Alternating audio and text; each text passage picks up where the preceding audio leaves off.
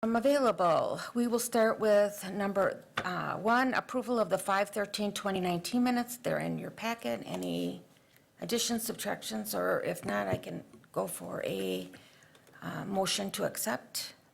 Motion by Mr. Neal, second by Ms. Herbst. All in favor? Aye. Okay. Number 2, Human Resources Report for May. You have the Human Resources Report for the month of May before you. Were there any questions on the report?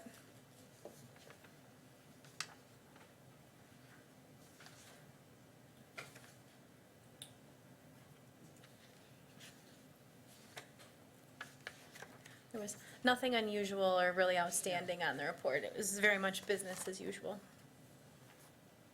Okay. So that was just that. Sorry, that's non-actionable. Okay. Number 3, discussion of possible action approving addition of a regular part-time administrative assistant number 3 in the customer service department. Move to approve. Thank you. And we have a second by Ms. Herbst. Any questions or concerns? None noted? All in favor? Aye. That passes. Way I like it. Okay, discussion regarding job anniversary date administration of annual increases. This was an item that was brought up in future agenda items at our last meeting. So what I did was I prepared for you kind of a explanation of the thought process that was used when we returned the city to the annual increase happening on an employee's anniversary date. The city used anniversary dates for wage increases forever. And then when we went to pay for performance, we switched to a fixed time period, and that was because it was necessary for that particular pay function. During the recent wage study, we returned to our previous practice of the anniversary date for a number of reasons, which are kind of laid out in the packet. And so I just wanted to present that because it was at the request of a committee member. If you'd like, I can walk through them, or? Please do. Sure. All right. So some of the things that we looked at when we made the decision to return to administering on an employee's anniversary date. As I said, when we first moved away from the anniversary date, that was something that was required for the pay for performance model. Under our new model, that was no longer necessary. We went back to the old SEP system, and therefore the anniversary dates was something that was possible again. One of the benefits of the anniversary date increase is that employees advance through the salary scale at the same rate. Everybody has to wait a year to get their first increase, and every subsequent year they get an increase. With a fixed increase date, some employees, so example, if I was hired, I could get an increase after 6 months because of the time of year that I was hired, whereas another person would have to wait a full year, so it was less equitable. Also, we've stated that employee has to be off probation to receive a step increase. So if the fixed increase date happens to fall when you're on your introductory period, you have to go longer than a year for an increase. This makes sure that the only person who remains on probation during their annual increase is someone who's had their probation extended because they're having difficulties or there are extenuating circumstances. So it makes sure that that probationary period ends up serving its appropriate purpose. You're not getting your increase because there's problems and not just because you had terrible luck in the time that you were hired. All employees have to have an annual review on file, and the anniversary date staggers the workload for supervisors completing those annual reviews. If it's a fixed rate, we have supervisors who have to do all their reviews at the same time, and we had received some feedback from supervisors that that was a burden. For some departments, it's not a problem. I only have 3 people. I can suck it up. Other departments, they have more staff, and so it ends up being more of a workload for the supervisors with them all happening on the same date. Something that's not included in the packet, but just a little point of fact, is that Human Resources is reminding supervisors, we're giving them 2 months advance notice of everybody who's coming up. They get another reminder at 1 month, and we're also tracking them as they come in. So we are helping supervisors keep track of their employees' anniversary dates. Another item that came up in consideration was that it's difficult to complete a review for an employee who's just started in a job.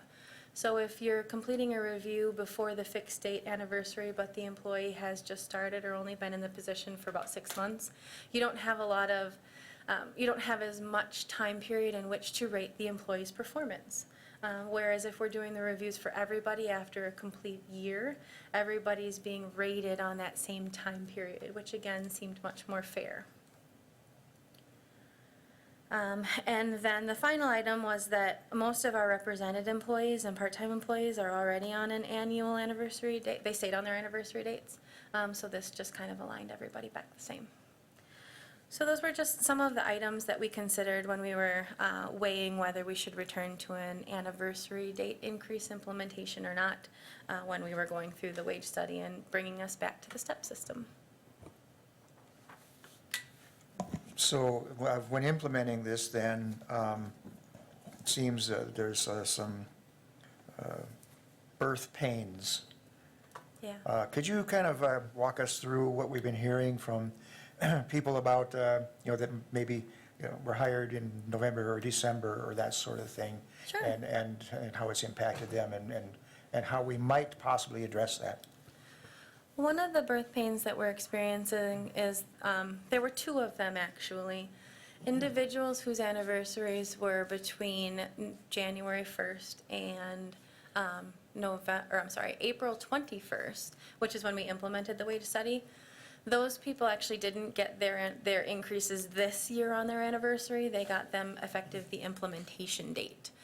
So for example, if my anniversary date was February 14th, then I didn't receive my increase this year until April 21st. And that was because that was when the wage study was chosen to be implemented and when we returned to the step system. For every future year, it will happen on their actual anniversaries. The other kind of pain point or feedback that we're getting from employees are those who have later anniversaries. And so if your anniversary is in November, for example, you wouldn't receive your annual increase until that anniversary date in November. So those folks who over the last 3 to 5 years have gotten used to getting it in January are feeling some pain and having to wait for their actual anniversary. One thing to keep in mind is that when we went off of anniversary dates, they got an increase on their anniversary date in November and then got another one in January. So it worked out great for them when we went off of anniversary date implementations. And now, unfortunately, the pendulum is just kind of swinging the other way. For ways to address it, to be honest, personally, I think it's just a pain point that we have to go through. I don't see a way that we can mitigate it without undermining the transition. And, if we intend to transition to anniversary dates, it's just the pendulum has to kind of equalize a little bit. Everyone will be receiving an increase for a year period of time. It's just different year periods of time. And when we transition back to those anniversary years versus a calendar year, people are feeling like they've lost an increase, but it's really just for the period of time of the increase has moved.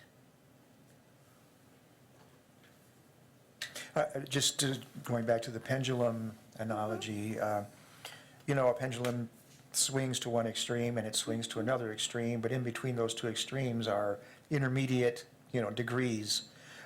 And in these cases where, we have these pains, is there no way we might look at a graduated transition rather than waiting totally for that date? I mean, for that first year until you kind of get into cycle? The transition has already been put into effect. So at this point, I'm not really, that would have been something that ideally would have been looked at before the change was implemented. I don't know how you can graduate from a set date to a staggered date, because if you choose a date in between, it's still a fixed date. And so I have never heard of an employer who has graduated this type of transition. It's always just been a policy decision that goes into effect. So, unfortunately, I'm not aware of any model that we could kind of mimic.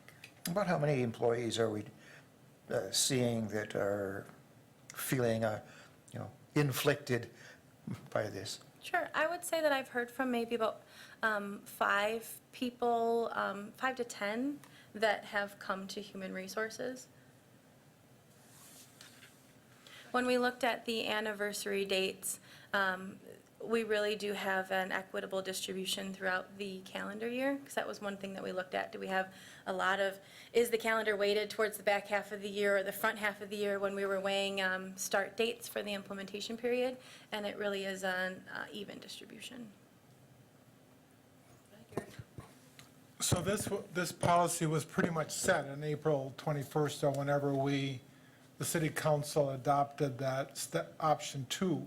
Because as I recall, there was some debate at that time with regard to anniversary or a step. So the city council at that time adopted the anniversary date system along with option 2.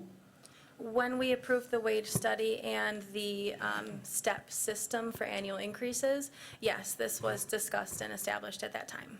And I think that had a great majority of the city council, I think, voting at that time. But I think that was part of the debate going on at the city council, and I recall a committee of the whole also at that point in time. As a strong proponent of option 3, I think I voted against all those. But, I think that's when the city council made that decision, and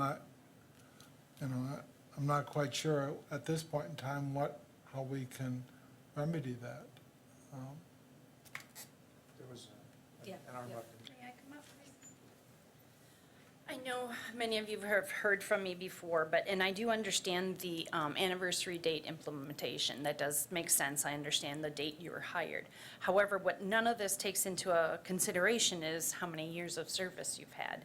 I've had more years of service than 3 of my staff that I hired. Obviously, I hired them. Yet all 3 of them are receiving raises and step. I really do not appreciate that. I think it's, and it's not just me, there's other employees too, that it's kind of a slap in the face that, we've been here longer, and yet the staff I supervise receive substantial implementation of the salary study and step increases. And it's just hard to be the supervisor who sits back and says, I've been here the longest, yet I will be getting a pay increase. It will not go into effect until hopefully second, maybe first pay period in December, whereas they've already received their increase in April. So that is a substantial difference, and I understand the pain of it. I understand your point of that, but it's a pain in my financial, my paycheck. It's not just a pain that I can look away and say everything's fair with that. So I appreciate you letting me speak. Sure. I'm trying to understand, are you speaking to the time of the raises, or that the raises in particular, that they're, that's what I'm confused. I was hired November 30th. Since I've been employed here, I have hired 3 people. 2 of the staff I hired were in February 28th. I hired them on the same date. Their step and their raise increase went into effect April 22nd. Again, mine won't until November 30th. I hired another person in 2017, and this person has received almost an 8% salary increase. Yep. And I'm frozen again till November 30th. So I just don't understand. Sure. Like I said, I know the anniversary date. I do understand that I can understand that. I don't understand how it's for certain people, just because they were hired February 1st, June 1st, September, they get these very large, some of them lump sum raises, whereas me, hired later in the year, which I had no control over, this was my hire date, Sure, and I have to wait another year. I can speak to that a little bit. And one of the difficulties is you're conflating a couple of aspects of the wage study. And so the first is the implementation increases. So some of the larger 8% increases that you're referring to are implementation increases. So what the wage study did was it looked at the duties and the responsibilities of each position, and it compared those duties and responsibilities to market value for that work. And what we found was that some positions, and particularly some in your department, were lagging substantially behind market. So those individuals, as part of the wage study implementation, received some pretty generous increases to align with market. And separately, individuals received a step increase. So no one received a step increase of greater than 4%. So if you recall, when we changed to the step increases, we had to align people with steps. And so some people were really, really close to a step, and some people were very far away from a step. So if you were very close to your next step, you less than 1.5% increase away from your next step, we gave you 2 steps to make sure that nobody got a 2-penny increase, because we had maybe 10 people that were only going to get a couple pennies of step increases. So some people received a large implementation increase and then received a step increase on their anniversary date. So the fact of your implementation increase, that would be entirely dependent upon market for the job duties, and it's going to be a variable from position to position and depending upon the person's current salary. The step increases are going to equalize in future years to be either 3% or 1.5%, and those happen on your anniversary dates, and that's what you have to wait till your anniversary date for. So the fact that your employees received an implementation increase has nothing to do with the anniversary date implementation. The fact that they received their step increase earlier than you are falls on the month and the date that you were hired. So you could have an employee who received a step increase earlier in the year, but the supervisor doesn't receive a step increase till later. But the internal equity of actual salaries remains consistent irregardless of when the step increases happen. And I do understand that also. What it doesn't, again, take into consideration is any years of service. Well, So where you that- fall in your salary scale is according to years of service. The timing of your anniversary date is month and date and not year of service. So where you are in your salary range, that depends on how many years you have in the city with your position. So for example, if I've been here for 2 years, I'm, at step 2, I think, in the salary scale. If I've been here for 10 years, I'm going to be farther in the salary scale. So that takes into consideration years of service. The timing of your annual increase is not considering longevity. Previously, it was a fixed time period, and it didn't matter how long you were here, everyone was on the same date. We've changed to an anniversary date implementation where, again, it doesn't matter how many years you've been with the city, it depends upon when the month and day you were hired. So, yeah. And I'm not trying to be argumentative, but Yeah. it's just not ringing true. One of my employees has been here, and I was mistaken, it wasn't 22 years, it was 26 years. Her raise is the exact same as the other 2 that were hired 8 years ago. Not only that, not just the raise, she's got a substantially less raise, it was 1.6%, but they are at the exact same dollar amount. So it is not taking into consideration her years of service. Option 2, implementation capped people at midpoint. So if all of your employees were below midpoint prior to the Right. wage study implementation, when the wage study was implemented, they would all fall on the same step, which is the midpoint of the salary scale. So longevity was considered, but the council put a cap on the implementation, and that landed them both at midpoint, so. Okay, so midpoint doesn't take into consideration any years of service? Yes, because you get to midpoint according to your years of service. So every year you're here, you advance 1 step in the salary scale until you get to the middle of the salary range, which is midpoint. So you advance, your years of services get you through the range, but what the implementation of the wage study did was it stopped people at we didn't artificially adjust anybody over midpoint. So you could have 2 people with various years of service that ended up in the same step. Okay, so. And that's likely what happened in your circumstance. Right, exactly. So 26 years and 8 years is midpoint regardless of years of service. That's midpoint. They're capped, they can't go over. No, they were artificially moved to midpoint. They're going to continue to move up the salary scale according to their years of service. Should council find funding in 2020 to implement option 3, then your person with more years of service would likely receive another implementation increase and move a little bit more. So for the step scales, everybody moves 1 step per year on your anniversary date. With the wage study, we looked at years of service and we figured out where people should fall. And if someone should fall higher than midpoint, we didn't have the funding for that, so we moved them just to midpoint. So that's kind of how the process worked. Thank you again for your. Yeah. Dawn, yes. I am going to speak, and you probably won't like what I'm going to say. First of all, I feel Tony's pain. I just think a lot of this is a whole bunch of Tony gibberish. Reala. We're both Tony. Well, that Tony Reala. I feel her pain. I just think a lot of this is gibberish. We've talked about it.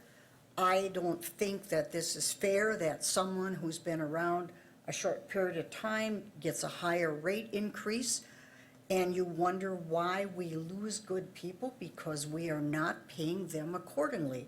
I know I was one, and I'm sure Gary was one also, that we voted for option 3. Finance better figure out a way that we can implement that option next year. I feel that we need to reward our good employees for what they are worth. Thank you. Could I kind of throw an exclamation point on that? You know, we've had employees and supervisors come up and talk. I've talked, others have talked, where we're caught between the consideration of being at market rate, you know, to meet to jibe with the market. And I've said on more than one occasion, the market is not a static black and white thing. It's a competitive environment where, you know, anything can happen. We're basing a lot of this on duties. What duties are worth what in the market. I'm not sure, though, that we're thinking in terms of what experience, institutional knowledge is worth in the marketplace. You know, 2 people with the same duties, let's say, and one with 3 years of experience and one with 18 years of experience, are they equal in value in the marketplace? I would tend to say no. The more experienced person is going to be somebody I would lean towards hiring and paying more. And that's why from the get-go, I've been concerned about this, because we are not, to the level we should be, rewarding longevity on the job, institutional knowledge, loyalty. The knowledge is just key. You know, the dynamism that we have in city government is so wide. There are people on staff that can, when you mention a tree on a particular block, they know what tree you're talking about. If you mention a particular fire hydrant or a corner, they know exactly the problem you're talking about. Somebody new coming in with the skill level has no clue about that. They're not a resource like the other person is. And we need to have some kind of policy that rewards, you know, our personnel infrastructure, you know, the foundations of our workforce, the people with the knowledge. And that's why I'm saying that in an interim transitional period or whatnot, is there no way to look at who is sort of like not being rewarded for who they are in terms of longevity on the job? And as Ms. Herbst says, the gobbledygook of the language kind of makes me crazy, because I still am left with a hollow feeling inside, because it's not addressing that core concern of mine. And I would like to see policy, creativity, and just fairness towards the people that deserve. I have more than once asked for becoming creative, and it's not just about this wage study, but with redlined and looking for a longevity policy. And we are getting there, but unfortunately, every policy that we bring up that we need to get, it comes back to this committee to redo, and we are getting behind. And that's part of the problem, because we have talked, and I have told people that have called me that, you know, that have been redlined for a long time, that I do see institutional knowledge as an issue. I think redlining is a problem. And so since we can't, we have certain restrictions, let's look at a longevity policy that would give either bonuses or, at more time off, whatever we could do. And so that is kind of my baby, is what I would like to see talked about and looked at and kind of sift through to see if we can. Now, we can, we have to stay with the agendized item that states that we're just talking about, the annual increases, which is between step and anniversary date. Yeah, anniversary date and a fixed date. But if we need to, we can parse through this all we do, and all we want. The whole thing, this has been a problem in memoriam, not just with the city of Wausau, but when I was working as a nurse, new people came in and worked, and I was there 5 years, and they started here because the market rate was there. It's a problem, and you're trying to be fair to so many people, and as soon as you're fair to somebody else is unfair too. So I hope we can get, we're trying to parse this, and I'm hoping we can get some help with this longevity program, because I don't feel that people should be redlined without any type of cost of living raise. But that's the way it has been, again, apparently here in this city, and it trudges on. So I hope we can get, and Tony knows that I talked to her again this week, that I really want to get to this longevity policy, and that's my idea of trying to stop it, because there's no other way. We have option 3 maybe next year for some, but then there's going to be others redlined. It's just kind of a chugging train at this point. And as Becky mentioned, the agendized item was, and the requested item was discussion of the anniversary date being used for implementation of increases. So that's kind of what we should try to focus our conversation to remain in compliance with open meeting rules. I would just say, before I jump into this, that I think the wage study's largely been a good thing and well-received by employees. I know that there are, especially with those folks that have a lot of seniority and tenure, they weren't impacted as much as a lot of the others. But I think largely, at least from my perspective, it's been well-received with the step to implement, with the option 2 implementation. So I just want to address I think there were 2 issues that were addressed that employees were concerned about regarding the implementation of the wage study and the usage of anniversary dates. But I think the issue that I'm going to address is a third issue that we haven't talked about yet, and that is we have 7 lieutenants who, prior to the implementation of the wage study, were all making the same hourly rate. And so they have a array of seniority in their position. One was promoted in 2012. The most recent one of the 7 was promoted in 2017. So I'm going to try and lay this out. It gets a little confusing, but I'm going to try and make it clear. I'm just going to again say that this isn't an agendized item. This is about anniversary date, right? Yeah. That's what this is about, Okay. right? Okay, I'm sorry, I thought we were talking about your, because we do have for a future agenda item, your pay compression issue. Oh, So, yeah, that's okay. separate issue, Perfect, sorry. Okay, that's okay. All right, You're good. if I'm out of line, No, you're feel free to excellent. cut Go me off ahead. and I'll stop. But, so, because of these 7 lieutenants were making the same wage prior to the implementation of the wage study, we have a variety of different promotional dates. So we had one lieutenant was promoted in February of 2013, and another lieutenant that was promoted in March of 2017, and others that were promoted in November of 2015. So if you can see where I'm going, the lieutenant that was promoted in March of 2017 was making the same wage as the rest of them. But he got his raise April 21st when the wage study was implemented.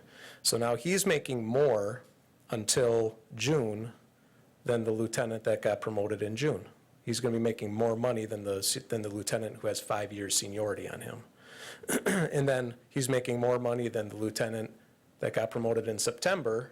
From April until September, he'll make more money hourly until that lieutenant who had a September anniversary date, he'll get his raise in September, right? So if you're with me, he's making more money than the lieutenants that have more seniority than him. And it isn't a one-time issue, it's a recurring issue. It's every single year that's going to happen. Because in September, that lieutenant that got promoted is going to get a raise, but then come the anniversary date in February and March, those lieutenants that are junior are going to get another raise and make more money than that lieutenant again, and it's going to continue year after year after year after year. So I think that's an issue that I would like addressed. I know I don't think this is an actionable item today, but I think it's an issue that we need to address to fix that, so. Yeah, one thing we were able to do for the lieutenant anniversary date implementation was we discovered that every time they changed from patrol to, Every time they got promoted or reassigned, right, they got every time they a got different reassigned date. to like, I'm a lieutenant here versus a lieutenant here, they got a new date. And so we were able to reset everybody back to the first one, to their initial lieutenant promotional administration. But unfortunately, it didn't correct that in all cases. So one thing that we can do for actionable item is we can put our heads together and see what we can come up with and come back next month with hopefully Okay. an actionable, if we can come up with something Some that, kind of a solution. yeah. Okay, thank you. And also next month, as I kind of said, we're also looking at some pay compression issues for police that we will likely see next month, so. I was just going to add that Tony and the mayor and I met this morning to talk about the 2020 budget. And so, one of the topics on our agenda was option 3. And so that will be in the budget that's presented to you this fall.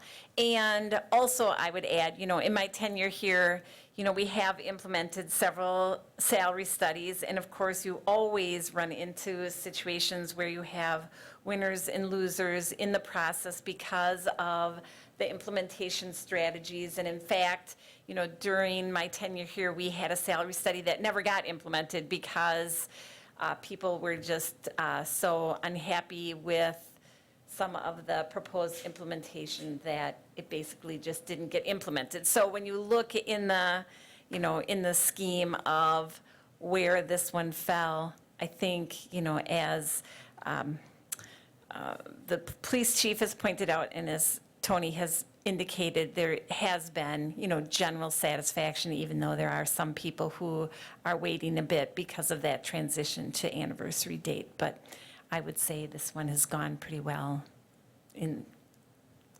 comparison to others, so just my 2 cents. Any other comments? Okay, I'm sorry I went off topic. that's okay. It happens. Okay, we're going to change the items a little bit. We're going to go to future agenda items because we will be going into closed session tonight, and we will be adjourning out of closed session right from there. We're not going to come back to open. So we're going to kind of do the end of the meeting now. Some items that I have on the tickler, just so that the committee is aware, are the social media policy, the pay compression issue that I mentioned when the chief was up, the longevity policy that Becky has asked for as well.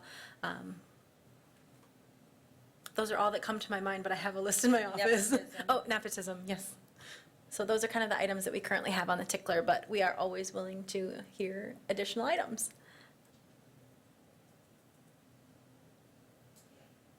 Okay, so if somebody would want to read number 5, and we will go into closed session. I'll go ahead and do it. That'll be my penance.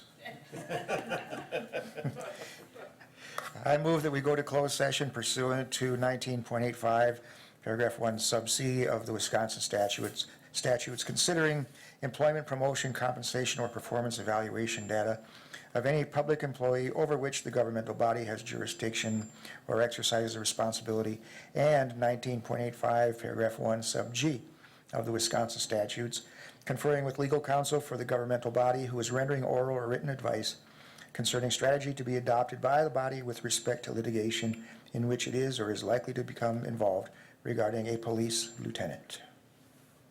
Okay, I'm not sure, but I'm going to take a roll call vote to do this because we do it in public health and safety, just to be on the safe side. Herbst? Yes. Gisselman. Neal. Aye. Martins. Aye. And I am an aye as well. We are now going to in closed session, and once again, we will be adjourning out of closed session. There will be no action on this item. Thank you.